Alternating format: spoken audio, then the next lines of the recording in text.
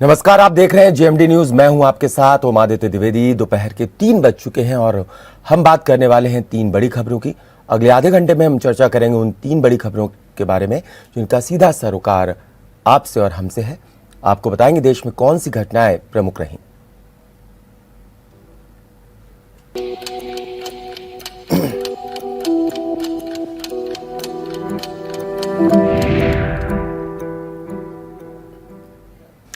बात करते हैं पहली खबर की, जहां यूपी में 3 चरणों के मतदान हो चुके हैं और आज शाम को 6 बजने के साथ ही चौथे चरण का चुनाव प्रचार भी थम जाएगा। चौथे चरण में 9 जिलों की 60 विधानसभा सीटों पर 23 फरवरी को मतदान होना है। आपको बता दें कि ये 9 जिले पीलीभीत, लखीमपुर खीरी, सीतापुर, हरदोई, लखनऊ, उन्नाव, रायबरेली, फतेहपुर और बांदा है।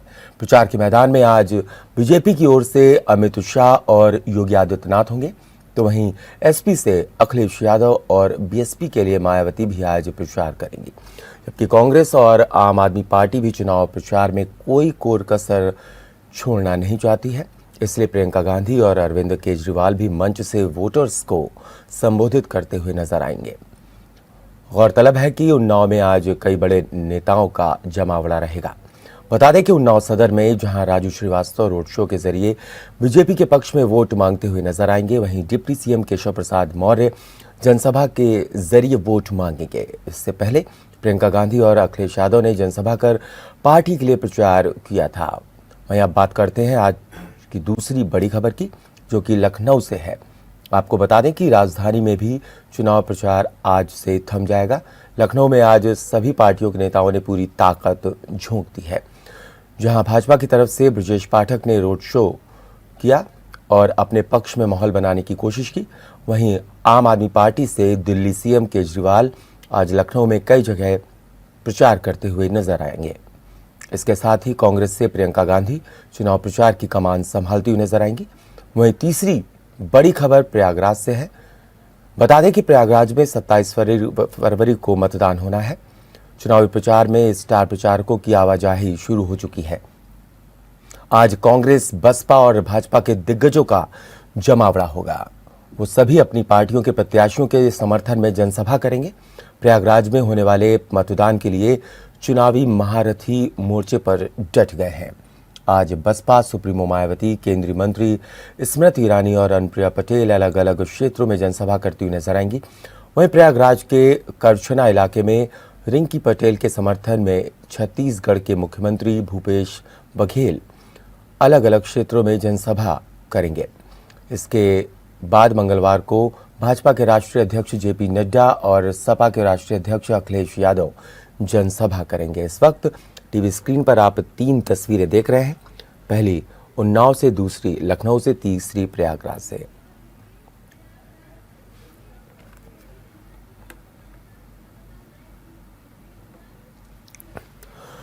तो आपको बता दें जिस तरीके से प्रयागराज में चुनावी माहौल है और ऐसे में प्रचार प्रसार चल रहा है, इसी पर हमारे सहयोगी विमल श्रीवास्तव हमसे जुड़ चुके हैं। विमल, क्या कुछ जनसभाओं में देखने को मिल रहा है? क्या कुछ भीड़ नजर आ रही है सभी दलों के जो जनसभाएं हो रही हैं? ऐसे में छत्तीसगढ़ के मुख्यमंत्री का पहुंचना भी बेहद अहम माना जा रहा है। आज मायावती का आज जनसभा थी इलाहाबाद के सीटी ग्राउंड में। उसके बाद फिर आपका करछना विधानसभा क्षेत्र में जो वहाँ पर भी आज एक जनसभा हुई, जिससे छत्तीसगढ़ के मुख्यमंत्री भूपेश बघेल वहाँ मौजूद हुए थे और वो अपने प्रत्याशी रिंकी पटेल के लिए वोट मांगने के लिए वहाँ जनसभा किए थे। हालांकि बात की जाए अगर बीजेपी की, तो आज बीजेपी की स्मृति ईरानी इलाहाबाद के शहर दक्षिणी और पश्चिमी क्षेत्र में वो रोड शो करेंगी और जनसभाएं करेंगी। उसके बाद तो ये भूपेश बघेल अभी जनसभा करने के बाद करछना से फिर ये सीधे शहर में आ जाएंगे। उसके बाद ये शहर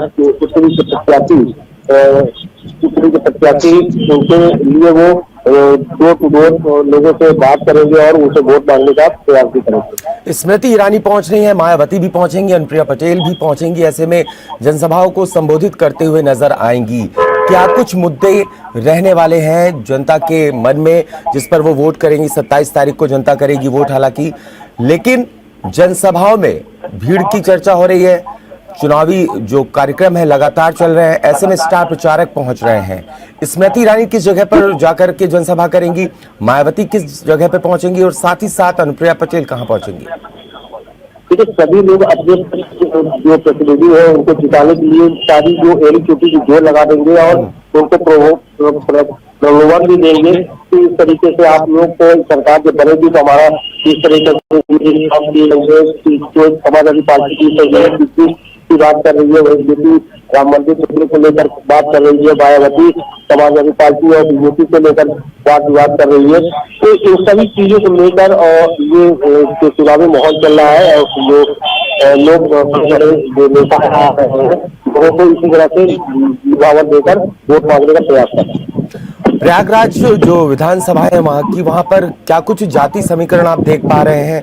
किसके पक्ष में चुनाव आपको नजर आ रहा है, या फिर अभी भी कांटे की टक्कर हर सीट पर? जातिगत अगर समीकरण की बात की जाए तो यहाँ पर मुस्लिम और सबसे जो पश्चिमी सीट और जो दक्षिणी सीट है यहाँ पर मुस्लिम समुदाय के ज्यादा लोग रहते हैं। इससे जो समाजवादी पार्टी की जो प्रत्याशी है धनंजय सिंह शुक्ला, उनका ये मानना है। और नंदकुमार गुप्ता तो सिटिंग विधायक भी है और कैबिनेट मंत्री है प्रदेश सरकार में। तो इन दोनों में छाती की टक्कर चल रही है अगर जातिगत समीकरण की बात की जाए तो। चलिए विमल, आपका शुक्रिया इस पर तमाम जानकारी देने के लिए। तो प्रयागराज में भी वोटिंग होगी 27 तारीख को हालांकि, और वहां पर दिग्गजों का धुआंधार प्रचार जारी है। और ऐसे में देखना यह होगा कि जनता किसके पक्ष में वोट डालेगी। हम आपको अभी दो खबरों से और रूबरू कराएंगे, एक उन्नाव से, एक लखनऊ से है, जहां पर चुनाव प्रचार थमेगा। आज शाम 6 बजे चौथे चरण की वोटिंग के लिए चुनाव प्रचार आज शाम 6 बजे थम जाएगा। अगर लखनऊ की बात करें तो लखनऊ कैंट में जिस तरीके से कानून मंत्री ब्रजेश पाठक ने रोड शो किया, तो कहीं ना कहीं वहां पर कार्यकर्ताओं का उत्साह देखते ही बन रहा था। तो ऐसे में भारतीय जनता पार्टी कोई कोर कसर नहीं छोड़ना चाहती है। हालांकि लखनऊ की अगर बात की जाए तो कई दिग्गज वहां पर जुट रहे हैं। अरविंद केजरीवाल भी, कांग्रेस आम आदमी पार्टी के नेता अरविंद केजरीवाल के साथ साथ कांग्रेस के बड़े नेता भी वहां पर जनसभाओं को संबोधित करने के लिए पहुंच रहे हैं। कोई भी दल पीछे नहीं रहना चाहता। और इसी कड़ी में लखनऊ, जो कि राज्य की राजधानी है, उत्तर प्रदेश की राजधानी है लखनऊ, ऐसे में 9 सीटें हैं वहां से, और कोई भी दल कोई कोर कसर नहीं छोड़ना चाहता। पूरी ताकत झोंक दी है सभी दलों ने। भारतीय जनता पार्टी, कांग्रेस, बसपा, सपा, साथ ही साथ आम आदमी पार्टी भी। अरविंद केजरीवाल, आपको बता दें, अमौसी एयरपोर्ट पर चार्टर्ड प्लेन और हेलीकॉप्टर्स हर 2 से 3 घंटे में उतर रहे हैं। वहां पर वीआईपी पहुंच रहे हैं, स्टार प्रचारक पहुंच रहे हैं। लगातार वहां पर जनसंपर्क करने की कोशिश है और साथ ही साथ जनसभाओं को संबोधित कर रहे हैं। उन्नाव में भी आपको बता दें जिस तरीके से वोटिंग होनी है 23 तारीख को, और ऐसे में आज चुनाव प्रचार थमेगा। ऐसे में कोई दल चूकना नहीं चाहता है, सभी जाकर के प्रचार प्रसार में लगे हुए हैं। अब देखने वाली बात यह होगी कि जनता किसको अपना वोट देगी, ये आने वाला वक्त बताएगा। तस्वीर साफ 10 मार्च को होगी। तो इस वक्त की 3 बड़ी खबरें हम आपको बता रहे हैं, पहली उन्नाव से, दूसरी लखनऊ से, तीसरी प्रयागराज से। आपको बता दें, ब्रजेश पाठक ने रोड शो निकालकर अपने पक्ष में माहौल बनाने की कोशिश की है। आम आदमी पार्टी से दिल्ली सीएम केजरीवाल आज लखनऊ में कई जगह प्रचार करते नजर आ रहे हैं। इसके साथ ही कांग्रेस से प्रियंका गांधी चुनाव प्रचार करती हुई नजर आ रही हैं, कमान संभाल रही हैं वहां की। अगर बात उन्नाव की जाए तो वहां पर भी चुनाव प्रचार देखने को मिल रहा है। ऐसे में सबकी निगाह लखनऊ पर है क्योंकि प्रदेश की राजधानी है। ऐसे में देखने वाली बात यह होगी कि पिछली बार की अपेक्षा इस बार क्या कुछ वहां पर समीकरण हावी होंगे, क्या कुछ मुद्दे रहेंगे जनता के दिमाग में। जब वोटर्स वोट डालने जाएंगे, मतदाता वोटिंग करने के लिए बूथ पर जाएंगे, तो उनके दिमाग में कौन से मुद्दे रहेंगे। 2017 में बीजेपी ने अच्छी खासी इन सीटों पर बढ़त बनाई थी। इस बार देखना होगा कि क्या कुछ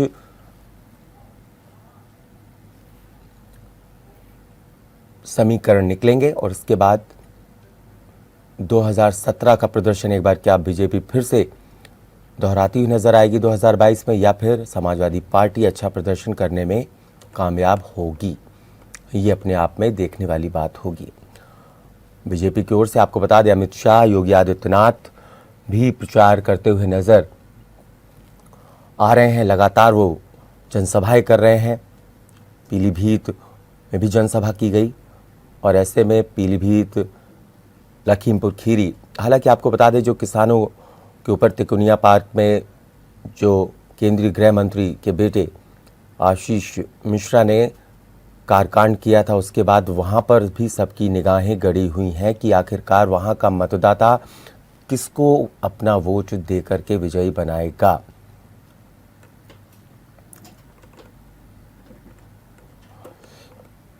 साथ ही साथ आपको बता दें कि उन्नाव में राजू श्रीवास्तव आज चुनाव प्रचार के लिए पहुंच रहे हैं। वहां पर चुनाव प्रचार करते हुए नजर आएंगे। रोड शो के जरिए अपने प्रत्याशी बीजेपी के पक्ष में वोट डालने की अपील करते हुए नजर आएंगे। डिप्टी सीएम केशव प्रसाद मौर्य जनसभा के जरिए वोट मांगेंगे। इससे पहले आपको बता दें, प्रियंका गांधी और अखिलेश यादव ने जनसभा कर पार्टी के लिए प्रचार प्रसार किया था।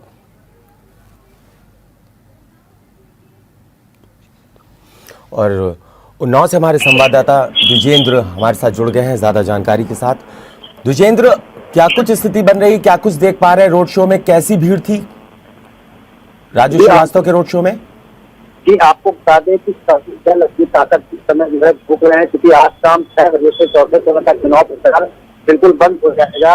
जिस कारण सारे दल जो है वो अपनी पूरी ताकत झोंक रहे हैं और वोटों कहीं ना कहीं लुभाने का प्रयास कर रहे हैं। वोटों को बता रहे हैं कि अगर हमारी सरकार या हमारा विधायक या हमारी पार्टी का व्यक्ति कोई जीतता तो वो उनके लिए कितना उपयोगी होगा, इसको लेकर ही तो लगभग सारी पार्टियां निकाल रही है। भाजपा में भी जो भाजपा से जो सीता का रामायण में सीता की जो भूमिका निभाई थी दीपिका, वो भी उन्नाव पहुंच चुकी है।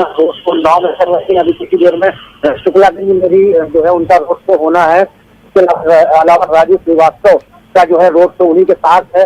इसके साथ ही उन्नाव के मियागंज सफीपुर में डिप्टी सीएम केशव प्रसाद मौर्य जनसभा को संबोधित करेंगे। तो कहीं ना कहीं सारी पार्टियों के जो भी फायर ब्रांड नेता हैं या जो बनाए गए हैं प्रचार के लिए, वो सब पहुंच रहे हैं। और कहीं कार्यकर्ताओं का कितना उत्साह दिख रहा है बीजेपी कार्यकर्ताओं का, क्योंकि राजू श्रीवास्तव पहुंच रहे हैं, केशव प्रसाद मौर्य भी वहां पर जनसभाओं को संबोधित करेंगे। आपको बता दें कि उत्साह बहुत ही अधिक है लोगों में। सबसे बड़ी बात तो एक बीजेपी पार्टी को लेकर है कि कल ही मोदी भी उन्नाव आए थे और उन्होंने लोगों को संबोधित किया था और अपील की थी। और उसके साथ ही जो लगातार यहाँ पर दौरे चल रहे हैं, उसको लेकर जनता जो है, जो वोटर है, वो काफी बीजेपी को लेकर विशेष तौर से इस बात को लेकर। द्विजेंद्र, केशव प्रसाद मौर्य का आज दौरा भी है उन्नाव में, इसको लेकर के क्या कुछ तैयारियां की गई हैं? कितने लोगों के का टारगेट रखा गया कि इतनी ज्यादा भीड़ जमा होनी है वहां पर?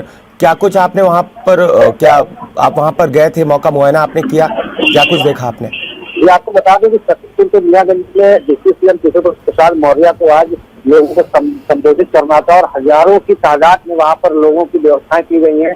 क्योंकि केशव प्रसाद मौर्य अपने आप में फायर ब्रांड नेता हैं और वो बराबर जो है दौरे कर रहे हैं। उनकी सभा जो है शुरू होने वाली है और वो भी अपनी बात लोगों तक रखेंगे। चलिए द्विजेंद्र, आपका शुक्रिया हमसे जुड़ने के लिए और इस पर तमाम जानकारी देने के लिए। तो केशव प्रसाद मौर्य भी पहुंचेंगे, राजू श्रीवास्तव का रोड शो होना है, कई दिग्गज पहुंचेंगे उन्नाव में। और ऐसे में देखने वाली बात ये होगी कि आखिरकार प्रत्याशी जो हैं, जिनके समर्थन में लोग पहुंच रहे हैं, स्टार प्रचारक पहुंच रहे हैं, क्या कुछ जो जनता है उनके दिमाग में मुद्दे रहेंगे, इसको लेकर के जब 23 तारीख को वोटिंग होगी चौथे चरण की, तब मालूम चलेगा कि आखिरकार क्या कुछ माहौल बना। और 10 मार्च को जब फैसला आएगा तो मालूम चलेगा कि आखिरकार जनता जनार्दन ने किसको अपना प्यार और आशीर्वाद दिया है। तो आपको बता दें, हम लगातार 3 खबरों की बात कर रहे हैं। हालांकि आपको अभी प्रयागराज के बारे में बताया, वहां पर क्या कुछ माहौल चल रहा है, जनसभाओं को संबोधित किया जा रहा है, स्टार प्रचारकों के द्वारा उन्नाव की बात हो गई। अब हम बात करेंगे लखनऊ की। लखनऊ में 9 विधानसभा क्षेत्र हैं। ऐसे में राजेश्वर सिंह जो है वो ईडी से वीआरएस लेकर के सरोजनी नगर सीट से लड़ रहे हैं। आपको बता दें, सरोजनी नगर सीट एक ऐसी सीट है कि बीजेपी कभी वहां से नहीं जीती थी। 2017 में पहली बार स्वाति सिंह, जिनको मंत्री भी बनाया गया, वो वहां से चुनाव जीती थी पहली बार, और ऐसे में इस बार उनका टिकट कट गया था और अब राजेश्वर सिंह को टिकट दिया गया है। और इसी पर ज्यादा जानकारी के लिए हमारे संवाददाता राहुल हमसे जुड़ गए हैं लखनऊ से। राहुल, आज चुनाव प्रचार का अंतिम दिन है चौथे चरण के, क्या कुछ गहमा गहमी देख पा रहे हैं? जनसभाओं का दौर चल रहा है, स्टार प्रचारक आ रहे हैं, मौसी में लगातार चार्टर प्लेन जो है वो उतर रहे हैं, हेलीकॉप्टर्स आ रहे हैं हर 2 घंटे में, 3 घंटे में, क्या कुछ देख पा रहे हैं? देखिए, निश्चित तौर पर पूरी ताकत जो कच्ची है इस समय, जितने भी जो राजनीतिक दल है उनके जो स्टार प्रचारक है, सभी इस समय जो उत्तर प्रदेश में जो चौथा चरण होना है, जिसमें राजधानी लखनऊ भी शामिल है। प्रियंका गांधी एक तरफ रोड शो कर रही, दूसरी तरफ अरविंद केजरीवाल भी आज लखनऊ पहुंचे थे। उन्होंने एक बार में जनसभा को संबोधित किया, उसके बाद वो बाराबंकी निकल गई। बाराबंकी में भी चौथे चरण मतदान होना है। निश्चित तौर पर हर पार्टी चाहती है कि उत्तर प्रदेश में वो सत्ता तक पहुंचे, सत्ता के करीब तक पहुंचे, क्योंकि सभी को मालूम है कि अगर दिल्ली का रास्ता आपको तय करना है तो उत्तर प्रदेश में आपको बेहतर प्रदर्शन करना पड़ेगा। कांग्रेस की बात करें तो कांग्रेस के जो प्रियंका गांधी है, उनके नेतृत्व में कांग्रेस ने यहाँ पर पिछले 2 से 2.5 महीने में काफी काम किया है। अपनी जो जमीन पहले तलाश रही है कांग्रेस को लेकर, प्रियंका गांधी के नेतृत्व में काफी काम किया गया था। यही वजह है कि सबसे पहले उन्होंने जो महिलाओं के आरक्षण की बात है कि 40% महिलाओं को आरक्षण दिया है, उन्होंने एक गाँव खेला है। आज भी वो उसी क्रम में राजधानी लखनऊ पहुंची है। तमाम जगह वो रोड शो कर रही है, डोर टू डोर कैंपेन कर रही है, रोड शो कर रही है, और जो उनके प्रत्याशी राजधानी लखनऊ में उनके पक्ष में प्रचार कर रही है। अरविंद केजरीवाल बीजेपी की तरफ से पूरी ताकत जो सकती है, चाहे राजेश्वर सिंह की बात करें जो श्रीनगर से कल उसके पक्ष में योगी आदित्यनाथ ने रोड शो किया था, आज खुद ब्रजेश पाठक जो कैंट से प्रत्याशी है वो अपनी ताकत दिखा रहे हैं। तो शाम 6 बजे तक सभी राजनीतिक दल पूरी तरह से अपनी ताकत दिखाने में जुटे हुए हैं, क्योंकि 9 जिलों की 59 सीटों पर बुधवार को यानी 23 तारीख को मतदान होगा। उस मतदान को लेकर हर संभव प्रयास किए जा रहे हैं कि किस तरह से जो मतदाता है उनकी तरफ, क्योंकि 3 चरण के चुनाव संपन्न हो चुके हैं, 3 चरण के जो मतदान है वो संपन्न हो चुके हैं। अब चुनाव चौथे चरण में जा चुका, पूरी तरह से अवध आ गया है।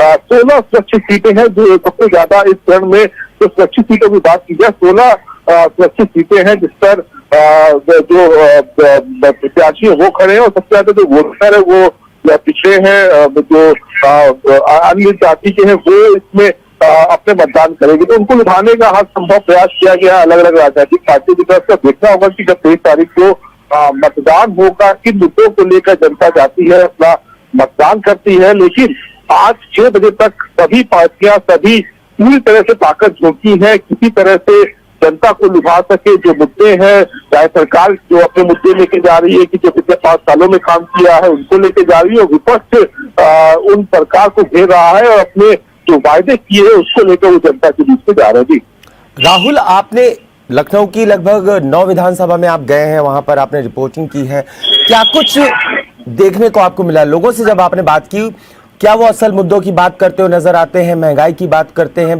बेरोजगारी की बात करते हैं, या अभी जैसे पेट्रोल की कीमतें जिस तरीके से आसमान छू रही थी, हालांकि बाद में थोड़ी जो रियायत है जरूर दी गई, क्या कुछ देख पा रहे हैं वहां पर? जमीनी हकीकत क्या है? लोग आखिरकार क्या चाहते हैं? क्या वो बीजेपी के 5 सालों के जो कार्यकाल रहा उससे खुश नजर आ रहा है क्या, अगर तुलना की जाए 2012 से 17 के बीच और 2017 से 22 के बीच में, तो क्या कुछ लोगों का कहना है? देखिए, निश्चित तौर पर 9 विधानसभा सीट है, और पिछली बार की अगर 2017 की बात करें तो बीजेपी ने बेहतर प्रदर्शन किया था और यहाँ पर 8 सीटें पर जीत दर्ज की थी। और निश्चित तौर पर 2022 काफी लंबा समय बीत गया, क्योंकि इस 5 सालों के बीच में लोगों ने कोविड जैसा एक महामारी का दौर भी देखा है, कई अपने लोगों को गंवाया है। तो निश्चित तौर पर उनके अंदर एक दर्द है, कई लोग अस्पतालों में भर्ती नहीं हो सके, उनके मरीज मर गए। इसके अलावा निश्चित तौर पर आपने एक बात बिल्कुल सही कही ओम की, जिस तरह से महंगाई है, महंगाई से हर वर्ग परेशान है, बेरोजगारी से हर वर्ग परेशान है, और शायद यही वजह है कि चुनाव को अब मुद्दों से हटा के ध्रुवीकरण की तरफ ले जाया जा रहा है। जिस तरह से आपने पिछले कुछ रैलियों में देखा होगा, बिल्कुल पहले और दूसरे चरण में तो यही देखा गया राहुल। और जिस तरह से आपने अभी देखा कि गुजरात के अहमदाबाद में जो ब्लास्ट हुआ था उसका कनेक्शन यूपी से निकालकर विपक्ष लगातार बाकी जगह बीजेपी लगातार अखिलेश यादव को घेरने में जुटी हुई, लगातार आतंकियों से उनका कनेक्शन बता रही है। हाँ। तो अब मुद्दों से बात हट चुकी है। अब पूरा चुनाव जो हो गया राजनीतिक दलों के बीच वो ध्रुवीकरण के बीच पे है। जनता भी देख रही है। जनता ये पहला ऐसा चुनाव है 2022 का कि जो वोटर है वो कुछ नहीं बोल रहा है। वो जिस दिन मतदान हो रहा है उस दिन वो अपनी ताकत का एहसास करा रहा है। और निश्चित तौर पर आप देख रहे होंगे जिस तरह से वोटिंग परसेंटेज पिछले 3 चरणों में आपने जो ट्रेंड देखा है कि 60 के इर्द गिर्द है।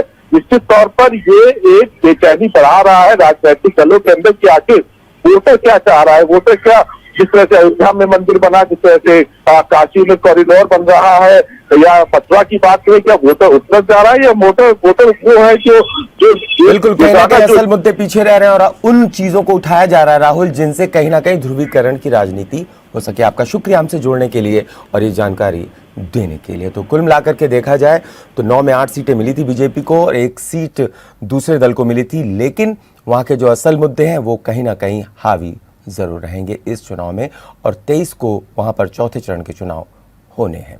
फिलहाल अभी के लिए इतना ही। आप देखते रहिए जेएमडी न्यूज़। अगर आपको हमारा वीडियो पसंद आया हो तो हमें लाइक करें, सब्सक्राइब करें और ज्यादा से ज्यादा शेयर करें और हाँ, बेल आइकॉन दबाना ना भूलें ताकि हर खबर का अपडेट आप तक पहुंचे तुरंत। आप हमें इंस्टा, ट्विटर और फेसबुक पर भी फॉलो कर सकते हैं। हमारी आईडी है @JMD News Flash।